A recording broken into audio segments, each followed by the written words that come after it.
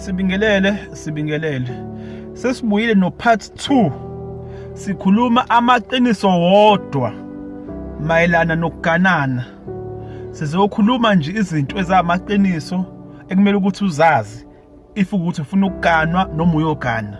Okay, number 3. Insizwa yakithi, hlolisisa amacala abazali bakho.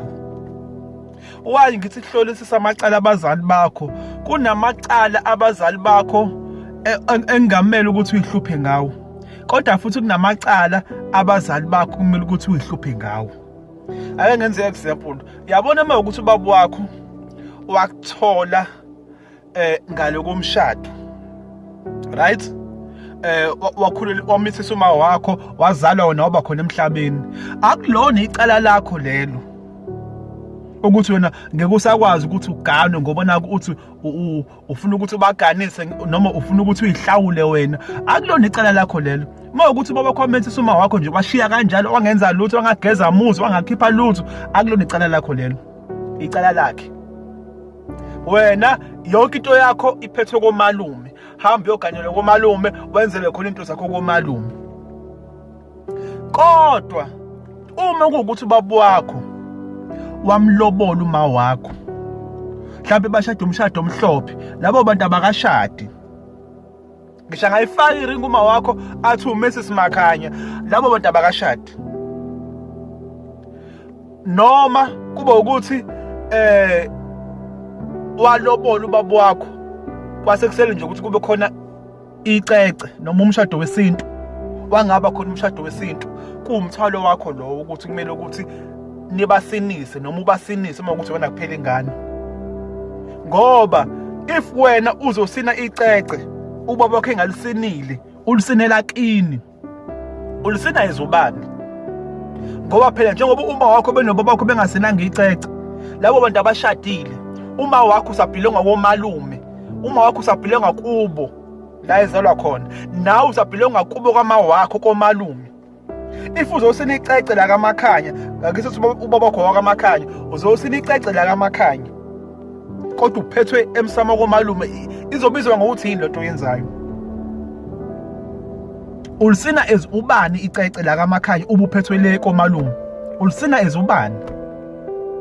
Ngakho kuyakuphoqa ukuthi lelicala labazali bakho uli-attend kuqala kuyima uganwa wena noma usinelwa icece wena. Ngeke ube umnumzana ubaba wakho esewumfana. Ngeke umakoti wakho aphathe ummese uma wakho esaxotshelwa.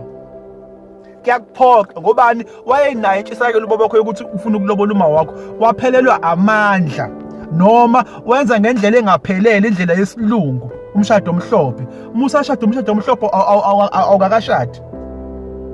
Noma ungaba nesitifiketi, noma ungafaka iringi esixwembe, noma kunganjani, awukakashadi. Uma ungakabi khona umshado wesintu awukakashadi, ngoba leyo nto ayidlulanga emsamo, umuntu uphethwe emsamo. Yabo? So, hlolisisa amacala abazali bakho. Kuzothi number 2. Insizwa yakithi, hlolisisa ukuthi uphethwe kuphi.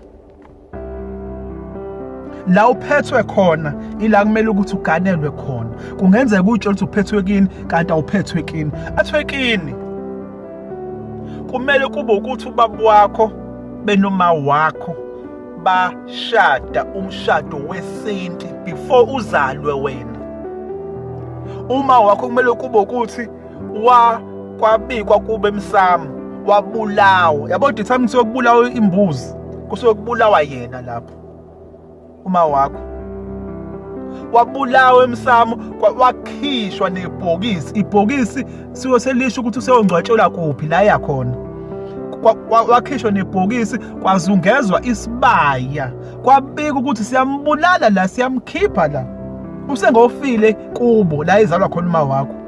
Kwahanjwa kwayokubuka ababa wakho, kwathi mekufika kwababa wakho, kwafika nakhona kwashisa impepho, kwabulawa imbuzi, kwabikwa ukuthi uyazalwa la. Waqanjwa ngisho igama lakhe azobizwa ngalo la ekhaya. Wathi-ke sebikwe la ekhaya eseqanjwe ngisho igama, kwabe sekuzalwa wena. wena uzalelwa kephi? Kini. Then-ke wena uphethwe kini. Mengenzekanga nje lokho, then awuphethwe kini wena. So hlolisisa ukuthi uphethephi, because ngenzeka ukuthola ukuthi abazali bakho bashada kanti bashada umshado omhlophe. Wangakhisha uma wakho kephi? Kubo komalume, wena uphethwe komalume. Kungenzeka ukuthi abazali bakho bashada icece, bashada umshado wesintu, kodwa kwakhishwa uma wakho kuphela. Wangakhishwa wena. Ngobani? Bashada usukhona emhlabeni wena.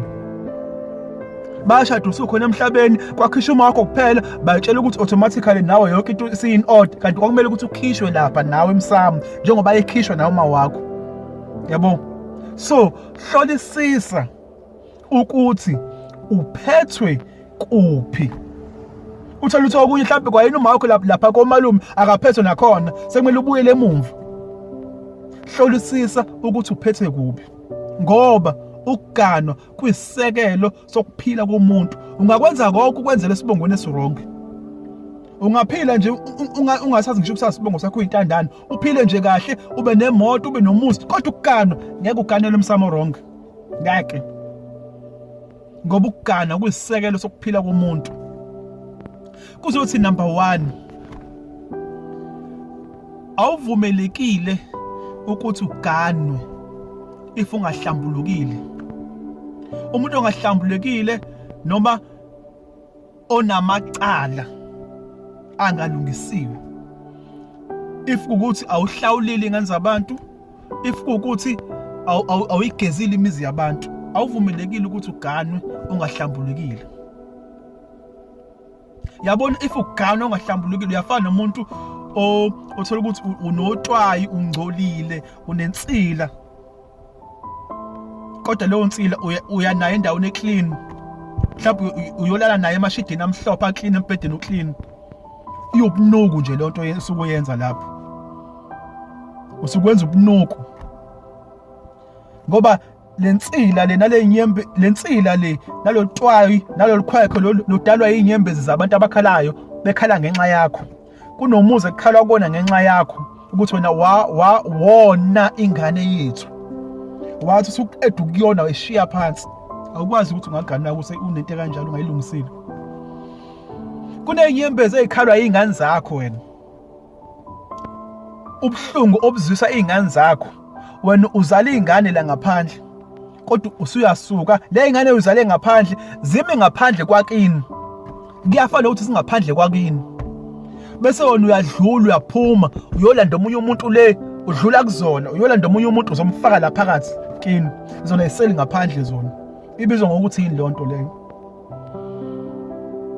Kahle kahle nje kusuke kunuku lokho, futhi usuke ungayithathi notice nezingane zakho ezalayo, futhi nabantu bakini abangasekho bathatha notice ngoba abazwani nobunuku, abazwani nento engahlelekile, abazwani nento engenalo iqiniso. Ukwazi kanjani ukuthi uphume uyolanda omunye umuntu ofike kamuva uzomfaka phakathi kini, kodwa kunabantu abasengaphandle, which is izingane zakho, which is akuzona ngisho ezakho, ezakini. Uyayidlula zona uyishiya ngaphandle. Awuvumelekile ukuthi uganwe ungahlambulukile, ungawalungisile amacala. Lungisa amacala nsizwa, hlawula izingane, geza imizi yabantu, bese kuyima uzogana usuclean. Kwayena lo muntu okuganayo uzomlethela usizi nje naye. Awumthandi ngempela, ngoba kuba umthanda ngempela ubuzoyilungisa wena kuqala. La emhlabeni akuhambi ngokuthi uthandane ufisane, kuhamba ngokuthi yini ekumele ukuthi yenziwe, yini iqiniso, yini umthetho. Awukwazi ukuganwa ungahlambulukile.